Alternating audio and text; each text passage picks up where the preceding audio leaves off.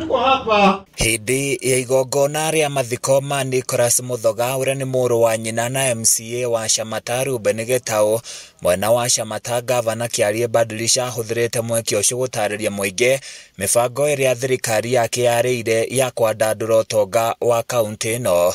Badilisha hithuritie mari mubango-ini wa kwambereria urimi wa kahua kuria augite maabitha a urimi ni mehariirie gutabania githomo kigie urimi uyu. Ndemoe kuria pesi nitwahingurire cooperative iyo nigetha fataraitha igokaho. Nitukwenda gutangathira andu itura riri fataraitha ekuo kuria pesi na iguragwo muthenya wa Thursday na Friday. No ndimwire he cooperative turenda gukiria guku kirema nigetha baadaye ona fataraitha ya mwena uyu no kage guku.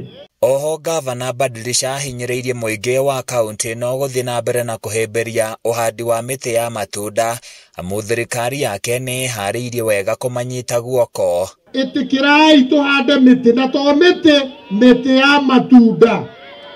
Tuko na matunda aina mbili imeonekana inaweza fanya hapa vizuri. Matunda ma avocado na matunda ma apples. Korea ATC Oljororo na Jafine netwekete grafting ya matunda 20,000 pieces na wekinya mweri wetatu wena tutawapea mupande miti ya matunda.